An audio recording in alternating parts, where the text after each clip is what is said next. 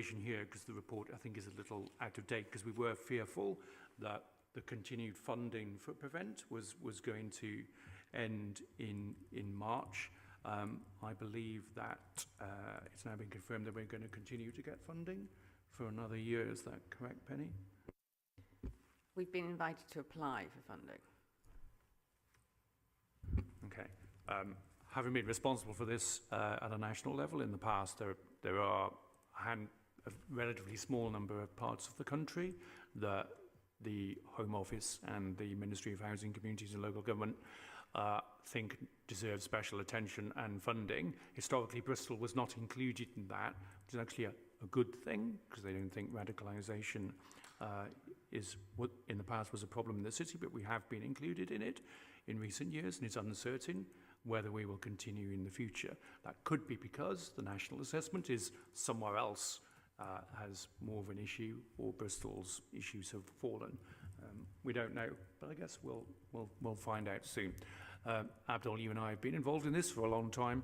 A photo flashed up on my Facebook this morning of you and I looking much younger in, I think, 2013 meeting with Zahir Shabir, who's the excellent chair of Building the Bridge, to talk about this. But what's your question? So you've addressed some of the part of my question, but Bristol, I feel, is not at the height of attention when it comes to radicalisation, and Prevent is a programme that initially, ironically, had a really good response from the Muslim community, even though it was quite negative, but they were engaged. At this point, we don't know where it's going, and I have a real problem with that, especially if we're going to have something in the local community that talks about extremism and includes the Muslim community. In fact, the programme that's delivered has a chair that's from the Muslim community. So in terms of Prevent in Bristol, I want to be I need to have more information about where we are with that at the moment.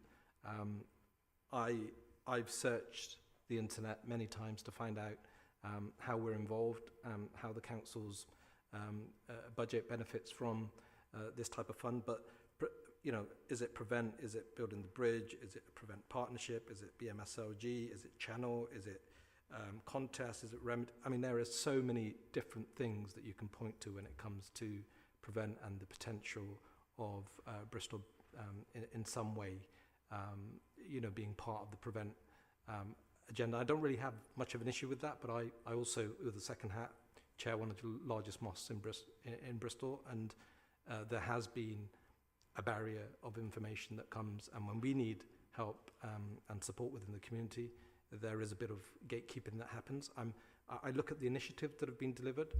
I can't relate to one of them, and I'm quite a high-profile Muslim individual, and so who's doing this work on my behalf and my community's behalf? And you know, how can I get that information? And as a leader, if I struggle, I hate to think what the rest of my community go through. Thank you. Come in initially. I don't know, Claire, if you've got anything to add, given the work that AJ does, but I think what you've explained, Abdul, reflects how Prevent has changed, certainly for the city, over the duration of its being in existence. If you go back to the days when it was founded, the focus then was very much around preventing extremism and perceived risk within Muslim communities. That was absolutely evident.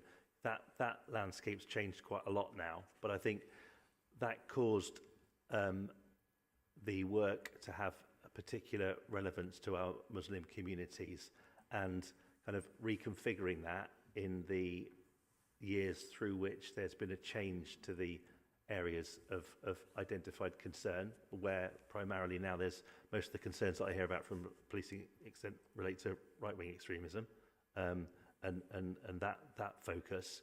So I think within that, that's probably why there's now a lack of clarity that maybe there was before around what we want and need from communities. Because if we look at the Channel programme and how we were looking to get people to engage with that, that was focused, again, back in the day, primarily on our Muslim communities.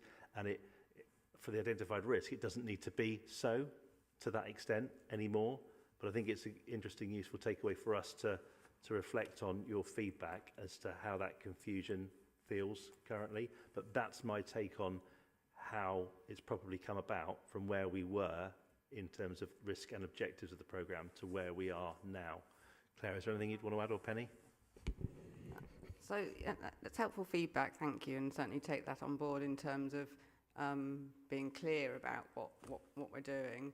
I think we're really keen over the coming year to think about Prevent in that wider community cohesion context.